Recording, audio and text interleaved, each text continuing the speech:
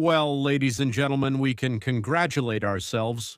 Of course, knock on wood, anything can happen, but the deal with Iran has been announced, and on Trump's birthday, no less.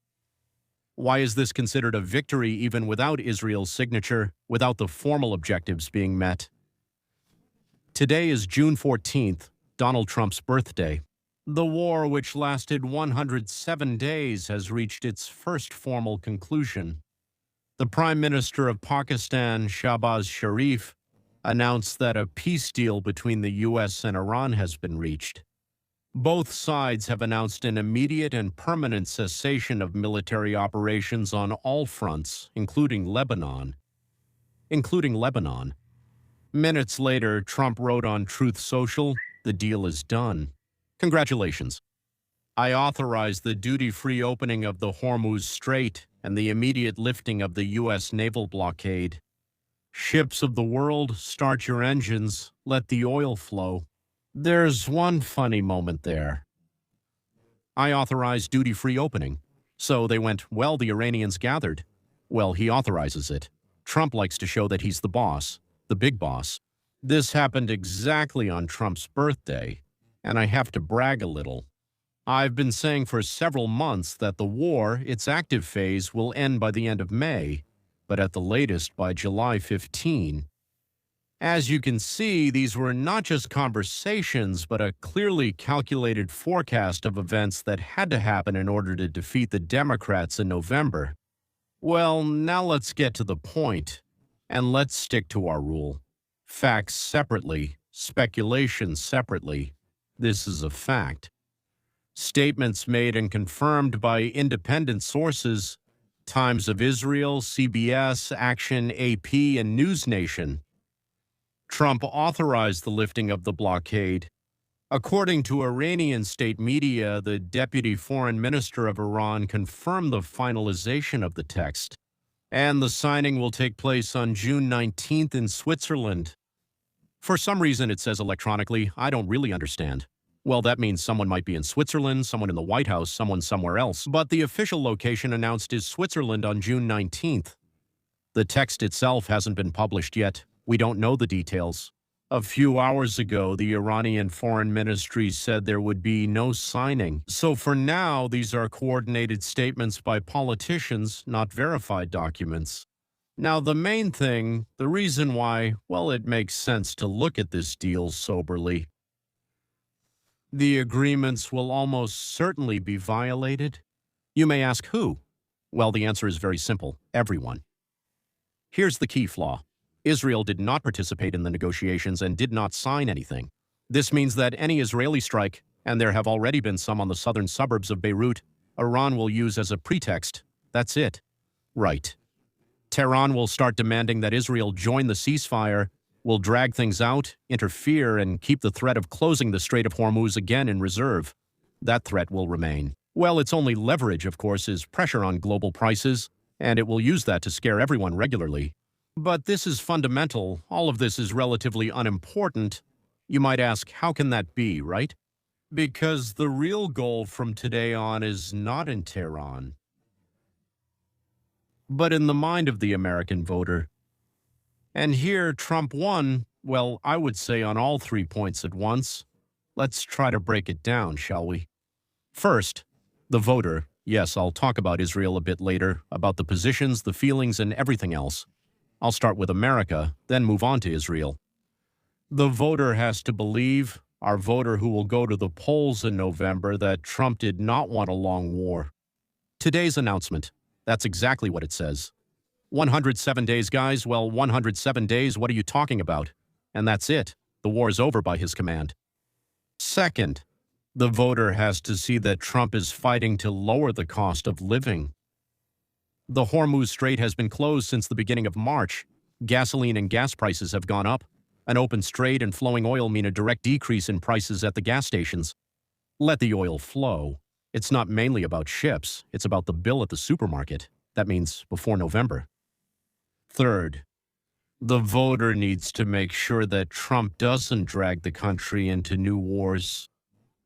And the deal is proof that he knows how to get out, not just, as they say, get into a war. And there's a fourth one. A very delicate point for the right wing.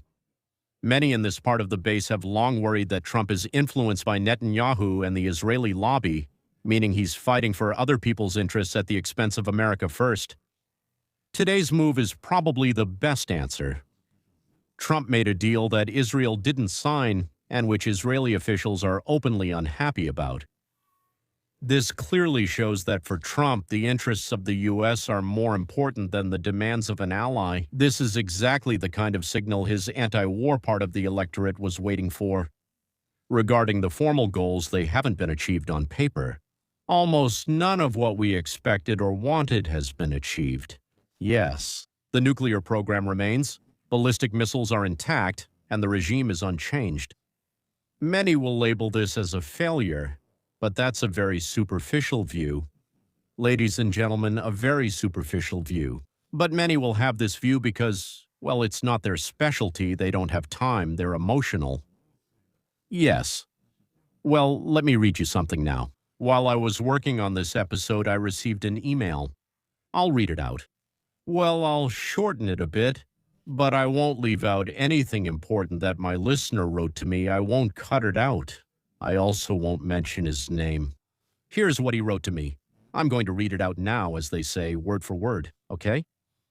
As an Israeli currently living in Canada, until today I was hoping that Trump, whom I supported and agreed with all his actions regarding aid to Israel, so in other words, he's Israeli, and he agreed with Trump helping Israel. Okay. Regarding traditional values and common sense, I can't understand his actions today. By tying Israel's hands, forbidding Israel from destroying the Islamic plague, not allowing them to lawfully destroy Hezbollah under international law, and forbidding them from defending themselves against Iranian ballistic missiles, Trump looks like a common huckster. It's incredibly strange to me that a person who is, so to speak, well, let's say traditionally right-wing, wrote something like this. Well, okay, let's try to say it. This is the first part of the letter. I'll answer a couple of things here now and then move on. It seems to me that everything written here applied to presidents like Carter, Ronald Reagan, Clinton, Obama, Bush Sr., Bush Jr., well, to all of them, right? Does that mean they all look like ordinary traitors? And what does it mean to look like an ordinary traitor? Well, okay. Second, how do you think, dear listener, that Israel can destroy the Islamic plague? Even if he means, listener, to destroy the army, the Iranian core, and not the entire Islamic plague, I don't understand how Israeli weapons can reach 300 meters under basalt rocks, and how Israel can do it. The Gulf countries will allow everything necessary to be bombed in order to destroy the leadership of Iran. The thing is, in response, Iran will start bombing the gas and oil fields of all these countries, which will immediately force them to break off relations with Israel for the foreseeable future. And as they say, take the side of their Islamic brothers. Whether we like it or not, is it fair? Is it just? I don't know. I want to answer you right away. No, it's not fair, and no, it's not just. But no one, except your mom and my mom, promised us fairness in life. Justice is a big club in someone's hands, and today the biggest club is not in Israel's hands. And when you don't have the biggest club, you have to play by the rules of the one who does. Just look at Ukraine, right? They didn't think about the fact that Russia has a big club. And what's happening there now? Almost 1 million people, yes, have died. 6 or 10 million have left the country altogether. War and so on. They didn't think about how to deal with someone who has a big stick. Is Russia right? No, it's not. Who is suffering? Ukraine. Why? Because well, it's the same thing you were saying, actually. It's not fair. It's unjust. It's unfair and unjust, but 1 million of your people have died. If you don't take this into account, it will be bad. You will be hurt very badly. Well, let's move on. So, to the end of this letter. Trump, trying to prove to the whole world that he can make absolutely any kind of deal. In my eyes, he looks pathetic, begging Iran not to attack Israel, and, I repeat, forbidding Israel from defending itself. No, he is not forbidding Israel from defending itself. Well, all right. Continue to the end, then I'll answer. The Democrats are pushing their crazy ideology. Trump backed himself into a corner by trying to prove he could make a deal about absolutely anything. In my eyes, it's the same crazy ideology. I mean, just like the Democrats. The Democrats have a crazy ideology, and Trump has the same crazy ideology.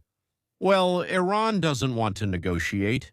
Well, Israel doesn't need the kind of help that doesn't allow it to defend its interests and rights. More precisely, just one right, the right to life. I would like to hear your perspective on today's utter disgrace. So, on the one hand, you're asking for my perspective, but on the other hand, you're immediately labeling it as utter disgrace. Well, let's give it a try. So, Trump has driven himself into a corner. In my eyes, it's the same insane ideology. Well, this crown of this matter isn't needed. Well, Israel doesn't need such help when they're not allowed to defend their interests and rights. Well, who has the insane ideology? Trump, you mean? He just has one idea: live and let others live. Don't meddle in my affairs, and I won't meddle in yours. If you're good to me, I'll be good to you. So, what don't you like? What's so insane about this ideology? There was a man 2,100 years ago, I mention him often, Rabbi Hillel. He said exactly this. He lived, well, a Jew who lived in Babylon, which is quite close to Israel. What did he say? Well, don't do to others what you wouldn't want done to you. Well, he said it a bit differently, right? There you go. But that's exactly the same ideology that Trump has. How is it crazy? Then the entire Israeli Torah is crazy because it's built on that ideology. Now about that, yes, I'm aware, so to speak. I've read, studied, as they say. Not deeply, not really, but very superficially. But this very superficial understanding is exactly what's written in the Torah. Don't do to others what you wouldn't want done to you. There. Now, about Israel not needing help. Well, or that kind of help, right? If Israel wants to defend its interests and rights independently, without the involvement or support of the U.S., it has every right to do so. But for some reason, there hasn't been a single leader of the State of Israel so far, including Ben-Gurion, Golda Meir, Peres, Rabin, and Sharon. Not a single one has ever expressed such an idea. But I think they're not very smart, or maybe they're crazy too. Now, regarding today's utter disgrace, I'm afraid you didn't understand what happened. Let me try to explain to you without trying to offend, belittle, or anything like that. I understand the emotion that came up, right? I'm just trying to convince you that emotion isn't a very good guide, right? There. I think you didn't really understand what happened. Let me at least try to explain the essence of what's happening to you and to those people who think that way. This is exactly what I actually do. For example, you might say you know how to fix airplanes or build cars or maybe make toasters, right? Or maybe you're a tram driver and you know how to drive trams on the rails. I would never try to explain to you how to drive trams on the rails. But I'll try to explain to you what's happening, because when you see only 5% of what's happening, 95% you don't see. It's not just you. I don't see it either. Yes, I just notice it by other signs. I might be able to pull out another 15 or 20%. So, you see, you're watching the right hand. But I've been professionally trained to watch the left hand. Or the other way around, like the action is with the left hand, but you watch the right and so on. And if there are 3 hands, which happens too, then you shouldn't watch the ones they're showing us, but the ones they're hiding from us. So then what is being done, or what is being planned? The main objective has already been achieved militarily. Iran's industrial capacity has been destroyed. Its navy and much of its army have been destroyed. Destroyed. Research laboratories capable of quickly enabling the country to acquire nuclear weapons have been knocked out. That is, the infrastructure that gave Iran a chance for a quick breakthrough has been physically eliminated, and no document will reflect that. And yes, this was done jointly by Israel and the United States. And then the long work begins. This is not a break with postponing the problem for later. This is a real reshaping of the Middle East. And we needed those 5 years. We were hoping maybe things would change, maybe there would be a shift. But at the very least, we knew about the caves, we knew about Orma, we needed to get those 5 years of respite. That's why.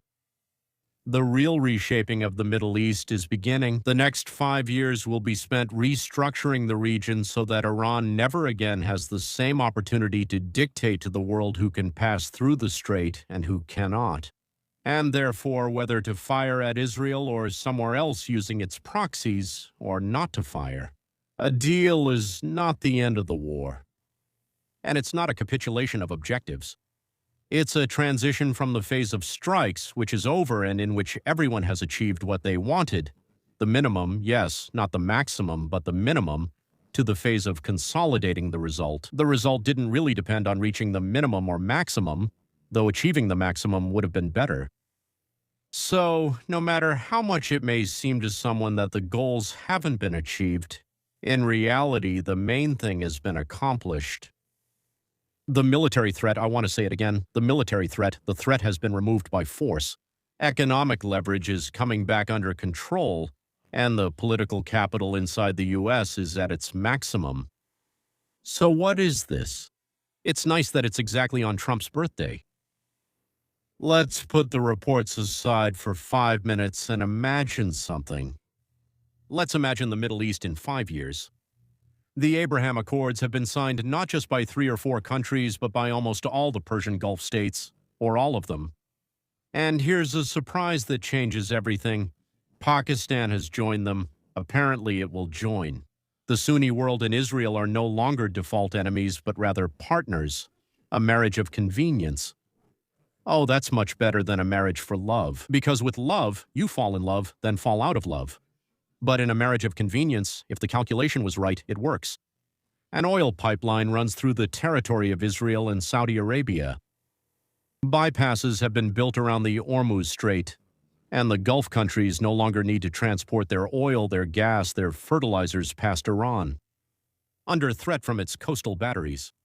The narrow bottleneck that Tehran used to hold half the world by the throat for decades simply stopped being a bottleneck. I mean, it's still a bottleneck. It's just that, as they say, nobody gives a damn about it anymore. They bypassed it with pipelines and roads. And we need 5 years for that, if you don't understand. And as a counterbalance to the Chinese Belt and Road, another route has been built. A great route. A route from India through the Middle East to Europe. And it, notice, bypasses Iran. China completed its Asia-Europe road, but it's less essential now since a parallel route has been built nearby, not China's. And here's where it gets really interesting. The $100 billion that Saudi Arabia was planning to invest in its own Silicon Valley at home have been invested, but the question is, who did they invest in? Not in empty towers in the sand. With this money, hundreds, maybe even thousands of joint ventures have been created. Saudi capital plus Israeli patents. And Israeli talent too. It's nearby. People can go back and forth. Israeli technology is now being developed in Sunni countries. People live in Israel. The majority of Jews live there. By no means should there be some other population there that would make Jews a minority again. There is a border.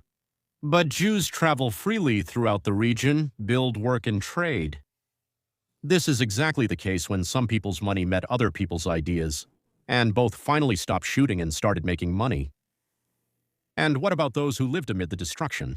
Iran is weakened after 100 days of war and hardly funds its proxies around the region anymore. Money is still trickling to its proxies, but it's a stream, not a river. Russia has essentially left the Middle East. Only a thin thread remains connecting it to battered Tehran. 2 players who had been feeding off the chaos here for decades have been left with nothing. You know what happens to those who bet everything on another's misfortune. Well, here's a thought that makes this picture more than just a pretty wrapper. Some might say, well, fine. Trump came, made new deals, and then Trump left. The power changed.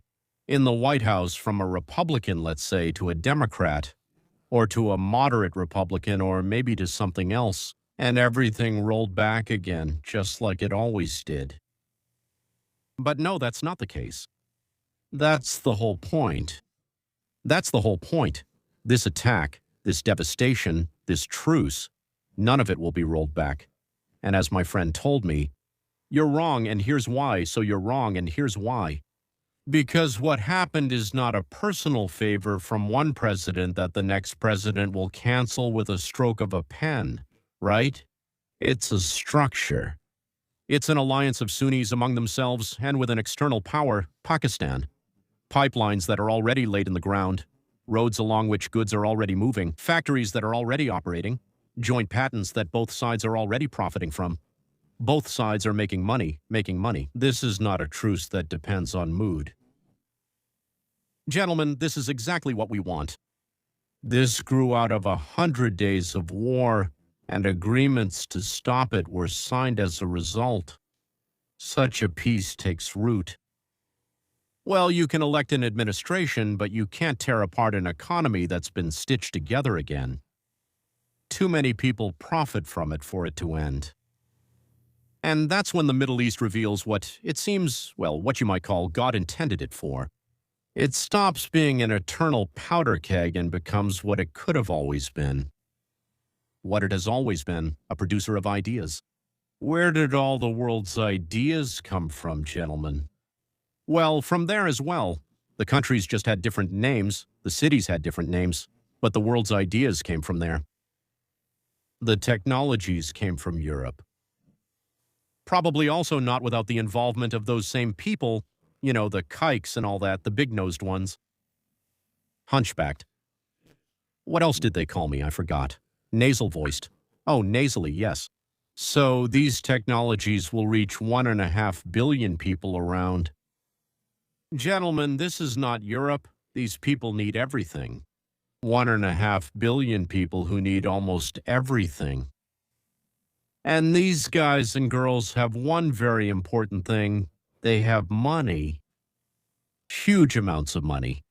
They were missing one thing. Or rather, two things. To stop fighting and to have some brains around, people who would build all this for them, using money from what comes out of their land.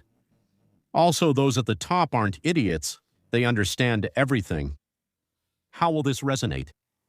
America, the market, and its allies in a place of eternal war, which it paid for with blood and dollars. Oh, how much money America poured into that place. India takes first place, so it's leading the way on this new path. That is, stepping out of China's shadow. For the first time in a generation, Pakistan has reasons to seek peace with India instead of holding a grudge, as both now find themselves aligned with the United States, in the Jewish one. And it was no longer in their interest to quarrel. Well, it won't be in their interest to quarrel. Why should we quarrel if it doesn't benefit us? It's not a catastrophe for China, but it's the end of the monopoly. Its path is no longer the only one. And for the region itself, ladies and gentlemen, it's a chance. Now that's a birthday present. It's not a prediction, it's an invitation, a map that can already be drawn. Because, as we said at the beginning, the future belongs not to those who hate the loudest, but to those who build. You know what they said in the East? In order to travel 1,000 li, I don't know what they called it, right? What do you need to do in order to go? Take the first step in the right direction. That's where everything begins. And if the Middle East understood this, then anyone can understand it. And I really hope that includes us as well. But keep an eye on two indicators: the actual movement of tankers through the Strait of Hormuz and the published text on June 19th. If ships move through, the deal is alive. If a document appears, the version will become a fact. That's all, ladies and gentlemen. Let's say goodbye, and I really hope for some very good news in the near future.